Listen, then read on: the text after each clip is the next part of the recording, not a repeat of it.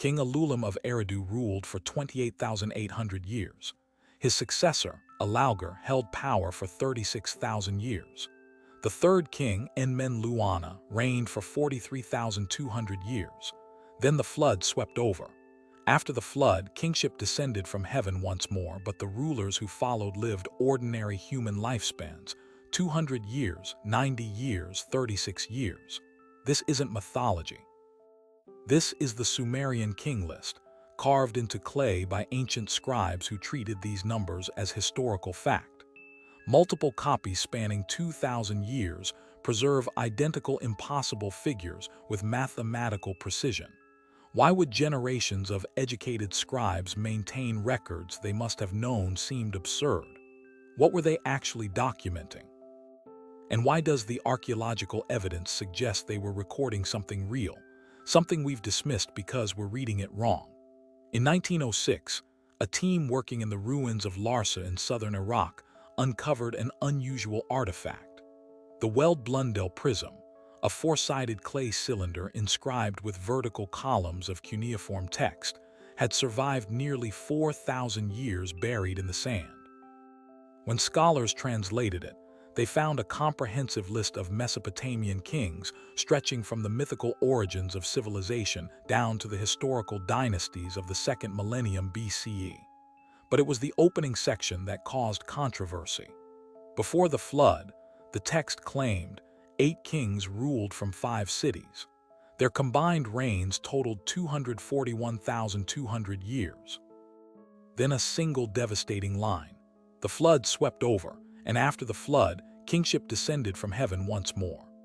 The kings who followed had reigns measured in decades and centuries, numbers that aligned with archaeological evidence and historical records. The text made no distinction between the mythological antediluvian kings and the historically verified rulers who came after. To the scribes, this was a continuous chronological record. The Weld-Blundell prism wasn't unique. Fragments of the Sumerian King List have been found across Mesopotamia, at Nippur, Larsa, Isin, and other ancient cities. Some copies date to the 3rd dynasty of around 2100 BCE.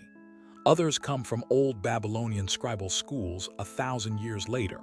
Despite being separated by centuries and hundreds of miles, these texts preserve nearly identical information about the antediluvian kings. The numbers don't vary randomly.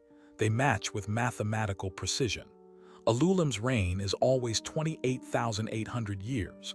Enmenluana always ruled for 43,200 years. This wasn't oral tradition degrading over time. This was institutional knowledge being deliberately maintained across generations of scribes who had access to a common source. What was that source?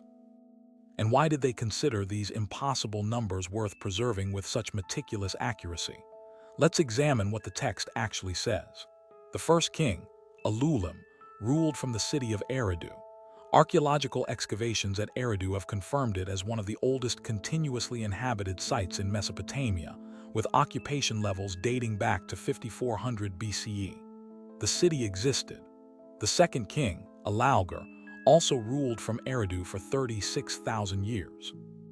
The third, Enmenluana, ruled from Batabira for 43,200 years.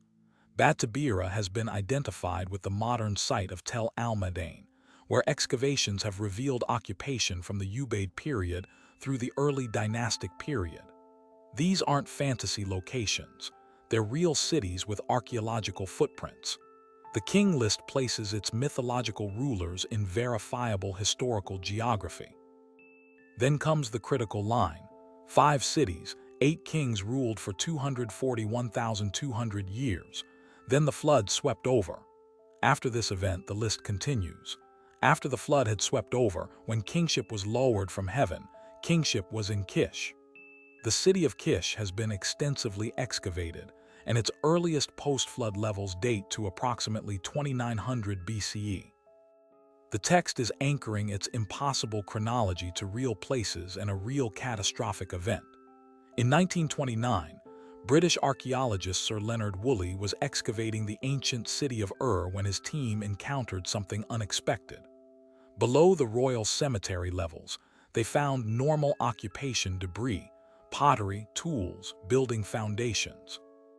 Then, abruptly, a layer of clean, water-laid clay 8 feet thick with no artifacts, no occupation, no signs of human activity. Below this sterile flood deposit, they found more occupation layers from an earlier civilization. Woolley had discovered physical evidence of a catastrophic flooding event that had completely buried the earlier city under sediment. He initially believed he'd found evidence of the biblical flood. Later excavations at other Mesopotamian sites revealed similar patterns. At Shuruppak, a flood layer dating to approximately 2900 BCE divided the early dynastic I period from earlier Ubaid and Uruk period settlements. At Uruk itself, flood deposits separated occupation levels.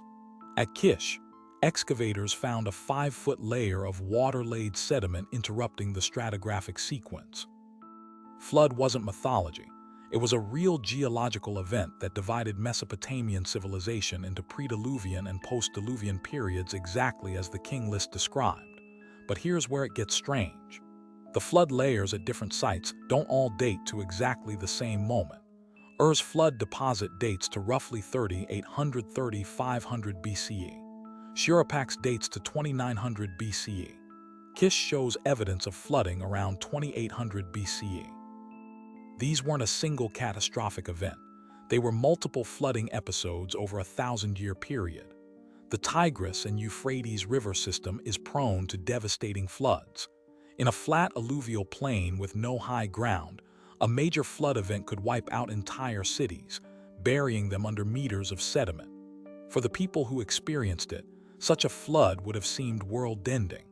Their entire known civilization disappeared underwater. When the waters receded and survivors rebuilt, they would have preserved the memory of this catastrophe as the defining moment in their history, the event that separated the old world from the new. The Sumerian King List isn't recording a single flood. It's preserving the cultural memory of recurring catastrophic flooding that repeatedly reset Mesopotamian civilization, with the most devastating event becoming the archetypal flood that divided history. Now examine the numbers themselves. The antediluvian rain lengths aren't random. They're precise multiples of 3,600, a number the Sumerians called a sar. Elulim's 28,800 years equals 8 sars. Alaugur's 36,000 years equals 10 sars. Enmenluana's 43,200 years equals 12 sars. The Sumerian mathematical system was sexagesimal, base 60. The same system we still use for measuring time and angles. A sar represented a perfect number in their cosmological calculations. These rain lengths also align with astronomical cycles. The precession of the equinoxes completes a full cycle in approximately 25,920 years, close to Elulim's reign. The Saros cycle, used to predict eclipses, spans 18.03 years, and 2,400 Saros cycles equal 43,272 years, nearly identical to Enmenluana's reign. Scholar Thorkild Jacobson proposed that these weren't individual human lifespans. They were dynastic periods or astronomical eras encoded in the language of kingship. The Sumerian word mu means both year and orbital cycle. What if the antediluvian kings were real rulers, but their reigns were measured in a timescale we no longer understand, not solar years, but astronomical cycles or generational counts? This interpretation gains support from how the King List itself treats time. After the flood, reign lengths drop dramatically but remain suspiciously round numbers. The first dynasty of Kish includes 23 kings ruling for a combined 24,510 years. Still impossible, but a magnitude smaller than the antediluvian reigns. As the list progresses through the early dynastic period, the numbers gradually normalize. By the time we reach the third dynasty of around 2100 BCE, the reign lengths match historical records verified by astronomical observations and cross-references with other cultures. The list shows a smooth transition from mythological time to historical time, as if the scribes were converting between different chronological systems. Some researchers argue the antediluvian numbers represent not individual reigns, but the total duration of entire dynasties, dozens of rulers compressed into a single name. Others suggest they're encoding astronomical data or ritual calendar cycles. What's undeniable is that the numbers follow mathematical patterns too precise to be random invention. They mean something. We just don't have the key to decode them. The pattern isn't unique to Sumer.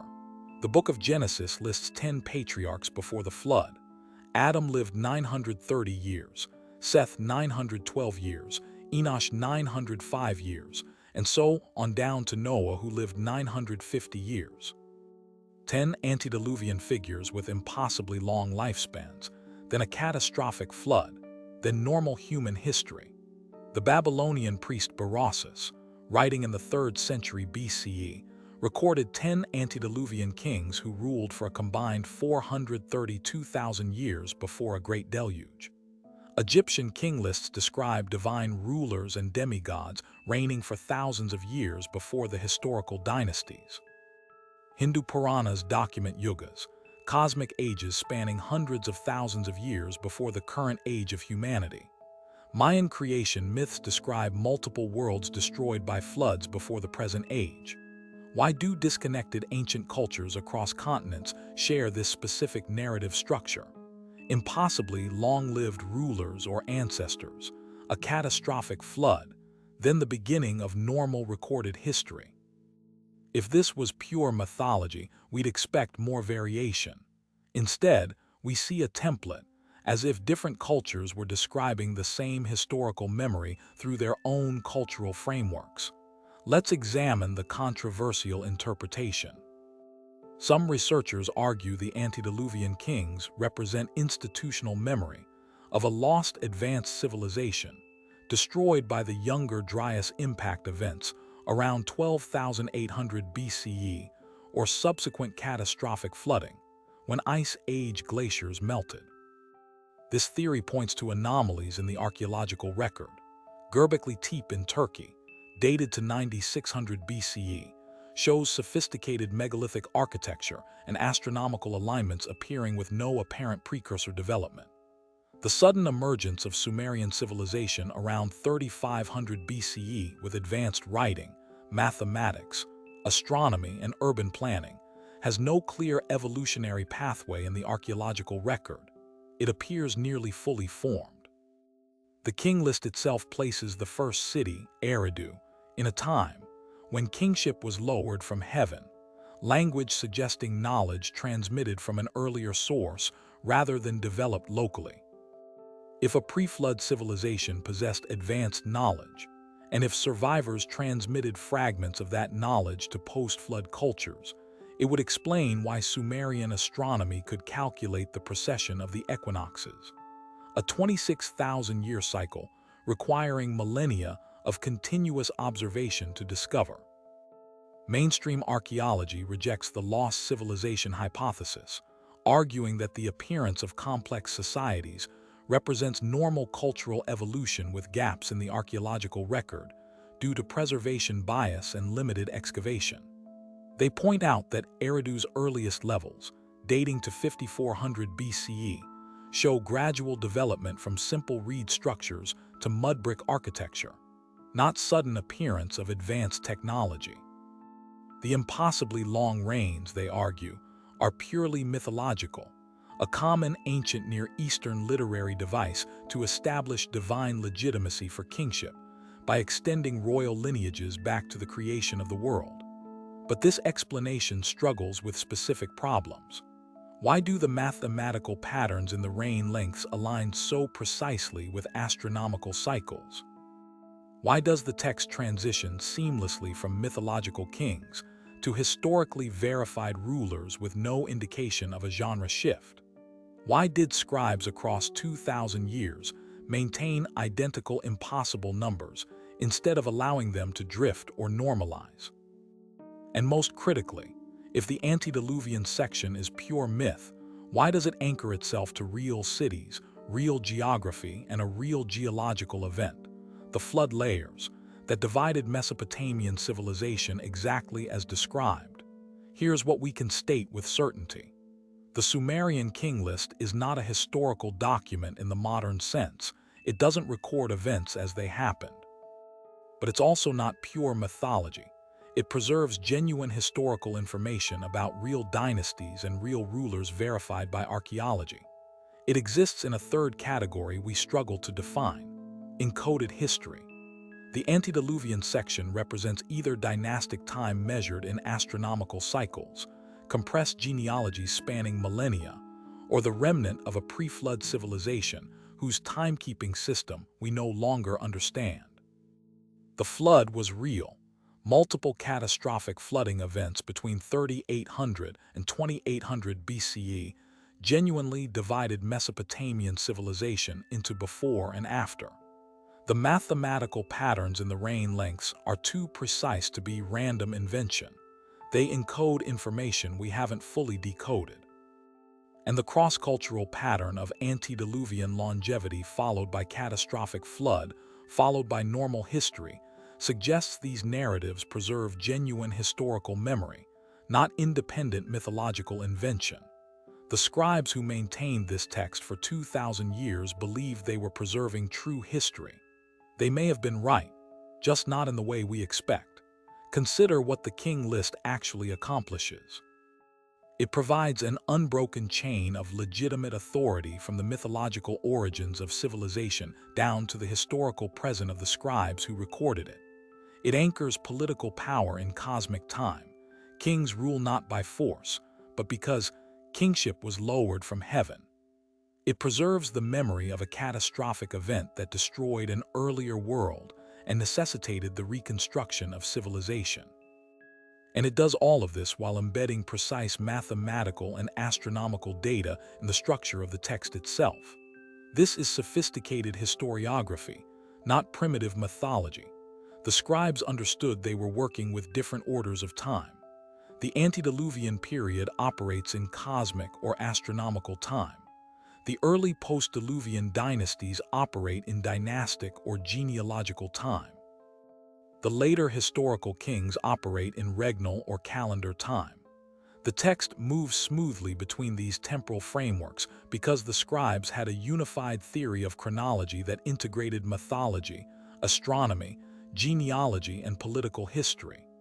We've lost that framework, so we see contradictions where they saw continuity. The Sumerian King List forces us to confront an uncomfortable question. What if ancient cultures understood time differently than we do? Not because they were primitive, but because they were tracking different phenomena. We measure time in solar years because that's what matters for agriculture and administration. But what if the antediluvian kings were tracking astronomical cycles, generational succession, or cosmic ages? What if year didn't mean a solar orbit but something else entirely, a concept we've lost because we're locked into our own temporal framework? The flood was real, the cities were real, the later kings were real, the mathematical patterns are real, the cross-cultural parallels are real. What's missing is the key to translate between their system and ours. Mainstream archaeology dismisses the antediluvian section as mythology because the numbers don't fit historical time, but the scribes never claimed they did. They placed these kings in a different temporal category, before the flood, before normal history began. And they preserved this information with mathematical precision across 2,000 years because they believed it mattered. They believed it was true. The question isn't whether the Sumerian King List is accurate. The question is, what were they actually measuring, and why have we lost the ability to read it?